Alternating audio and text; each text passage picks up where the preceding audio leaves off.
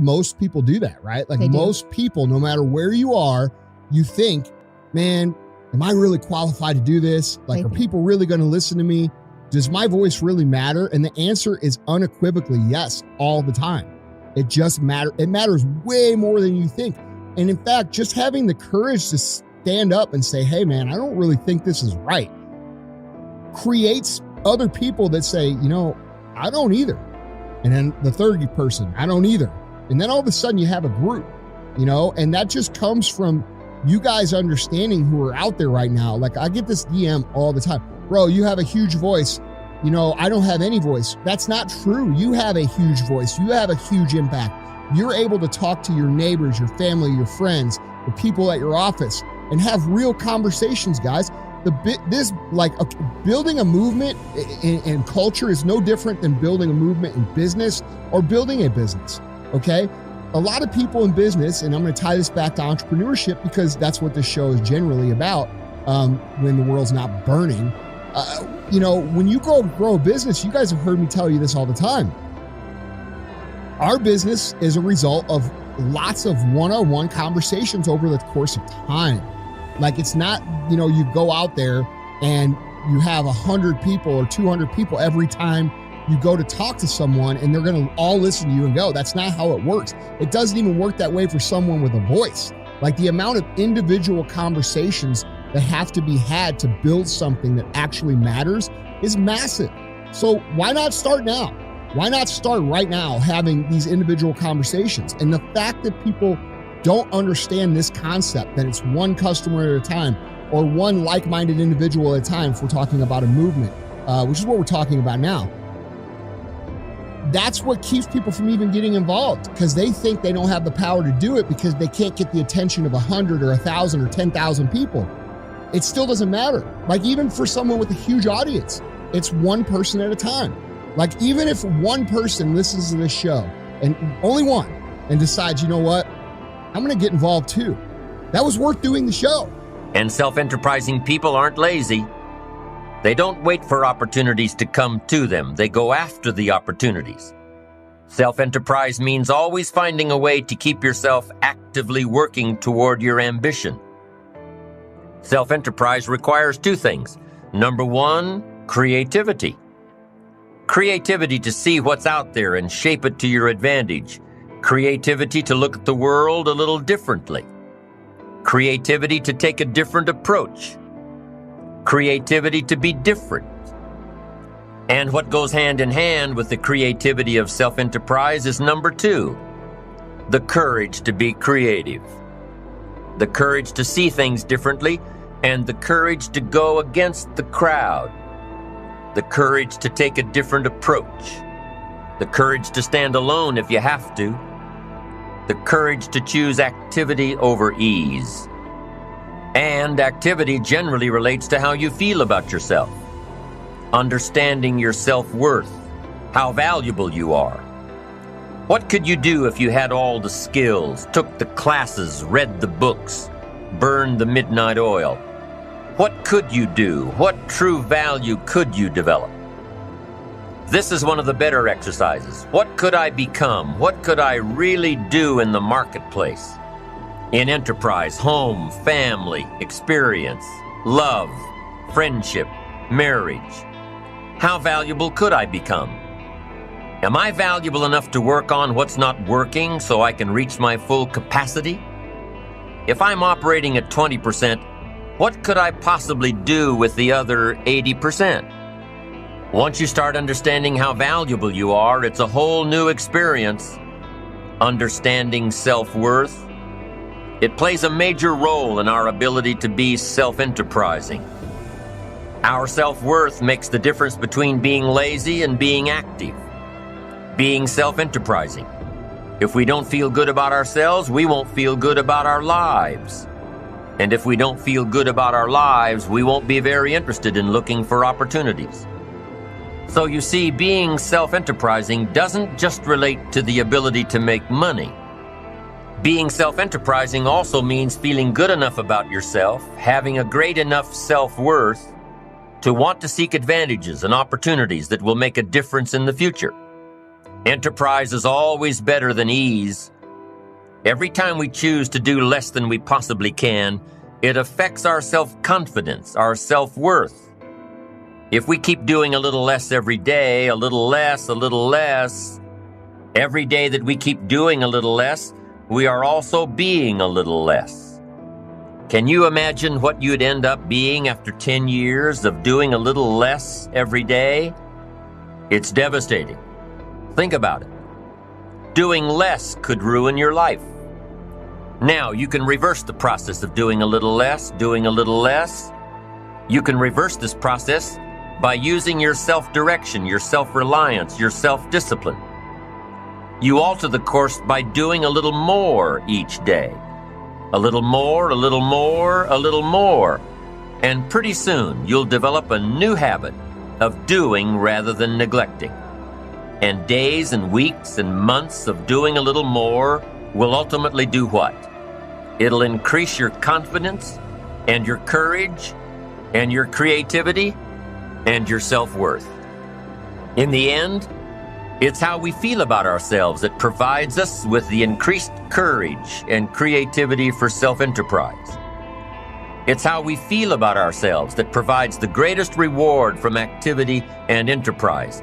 It's not what we get or what we accumulate that makes us valuable. It's what we become that makes us valuable. You don't have to worry about the winds that will most certainly blow around you, the obstacles, the negativity that will stand in your way. You don't have to worry about what other people will say. You just have to keep your mind on your course. Those winds may blow fast and furious, but if you know your path, if you know where you are going, they will help push you toward the dreams and goals and treasures that you have already decided you're going after. Your goals will push you forward, ahead of the stormy weather. There are some amazing people around that we can learn from today. People who have already braved the storms and come out on top. People who are still alive today. People who started with nothing and ended up with something great. Famous people, not so famous people. Maybe even people you know, but don't know their stories. People who had an early vision and ambition. People who turned their focused dreams into the reality of success. Stories of success are all around us, everywhere. Take the time to talk to these people or read their stories. You might learn something. You might find out that they have already traveled the path you are now on. Many of these people have written books on their journeys. These books tell the stories and give the secrets that we can all learn from. Because motivation, lasting motivation, is backed with education. Let's say you want to go away to a place you've never been before. Wouldn't you want to find someone who had been there? Ask them a few questions? What's the best way to get there? The safest route? The quickest route? What do I need to bring to be totally prepared? What fun things should I look for on the way? What dangers do I need to avoid? By talking with someone who has already been there, it'll make your trip that much more enjoyable. It's the same thing with life. By listening to those who are farther along in the journey you are interested in taking, and learning from their successes and failures, you just might pick up something that will make your journey that much better. Listening to the stories of others can be motivating, captivating. They can provide that extra push you've been looking for. They can demonstrate what the power of ambition is truly all about. They've been there. Their knowledge is valuable. And when you use that knowledge and motivation to take action, you'll gain momentum. Eventually, you will find that the key to motivation, true motivation, is right there inside you. You won't have to look elsewhere to get pumped up, turned on, charged up. With the right knowledge behind you, you will learn how to motivate yourself. You have got to make a declaration. This is what you stand for. You're standing up for your dreams. You're standing up for peace of mind. You're standing up for health. You want it. And you're going to go all out to have it. It's not going to be easy.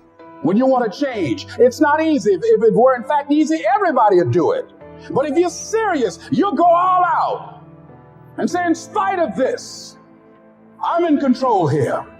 I'm going to turn this situation around. I'm not going to sit back and moan and cry over what happened and what went wrong and who did what.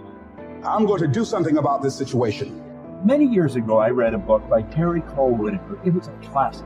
What you think of me is none of my business. Think of the amount of time that is wasted on negative energy, wondering what other people think of you.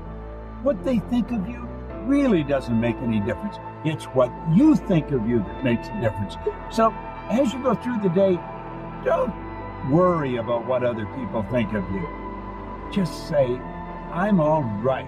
I'm God's highest form of creation. So what people tell you doesn't matter at all. It's what you stack. It's what you assemble. It's what you create. It's the habit of what you put in your head. And today I don't blame you, because we got a whole culture that's always blaming somebody else for something in their life. It's truly a scientific fact that when you change the way you look at things, the things you look at change. And now you take this tiny little subatomic particle and you take it and you put it in a particle accelerator and you rev up the speed of these things and collide them at 250,000 miles per hour. You collide them, you open up the particle accelerator looking for your source, and guess what's in there? Nothing. No thing. That the dot that began you originated from a field of energy that has no boundaries, no beginnings, no ends. It's infinite. It's an infinite potential. And the question that I have for you is, if you can get this, that you didn't begin with that particle, because particles themselves do not create more particles. St. Paul put it this way in the New Testament: that which is seen hath not come from that which doth appear. They talked a little strange in those days, huh? What that means is that everything that we see in the material world doesn't originate in the material world. It's the spirit that gives life. The flesh counts for nothing. If the shape of your eye can be in an energy field that has no boundaries, no form, no materialness to it, why not the shape of your life?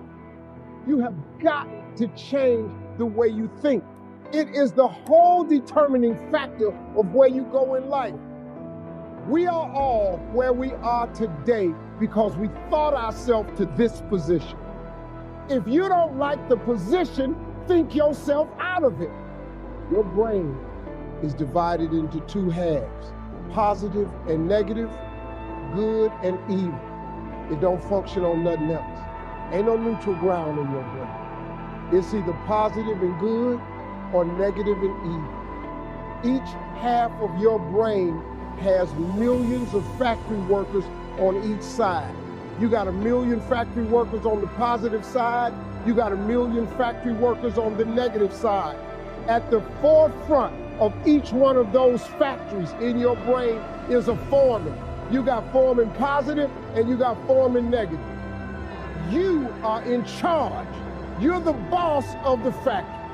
You need to remember that what's going on in our world right now is not just difficult for you, it's difficult for everybody. Now, certain people might be doing better right now. They might be making money. Their job might be more secure, or maybe things are going, better for their fitness or whatever. Here's the point. This shit is stressful and it's wearing us the fuck out mentally. There's a lot of people out there who are struggling in spite of the fact that they're doing everything they know they should do. And that's who I want to talk to today, okay? Look, guys, this shit, pursuing success, becoming someone who is abnormal, becoming someone who sets the fucking standard for others, becoming someone who shows the rest of the world what is possible is a very difficult path. You are going to have people shit on you. You are going to have unexpected circumstances arise. You are going to have the government fucking shut the country down. You are going to have all these things that you never fucking counted on come and smack you in the face over and over and over again. This is just part of being on that path. But here's what I want to point out to you all, every single one of you. Every single one of you who is struggling right now, you need to understand this. What you're going through right now is necessary. What do you mean it's necessary? It's necessary because what's happening right now is you are forging the fucking skills. You are forging the determination. You are forging the grit. You are forging the fortitude. You are forging all the fucking things that nobody else is gaining because they're sitting on their hands and you're willing to push through. This fire you're feeling, this pressure you're feeling, this frustration you're feeling, this is what is going to make you into the weapon that you are going to become that will then build the life that you are out to build. I need you to understand this. I call it the gauntlet, okay? You cannot develop the skills you need to win consistently without going through the motherfucking gauntlet, all right? And a lot of times when we're going through this gauntlet, we self-pity, right? We talk about how unfair it is. We talk about how fucking hard it is. We talk about how nobody gets it. And guess what? All those things are fucking true. It's not fucking fair. Most people don't get it. Most people have no idea how fucking hard it is for you. And guess what? They're never gonna. So why are you screaming about it?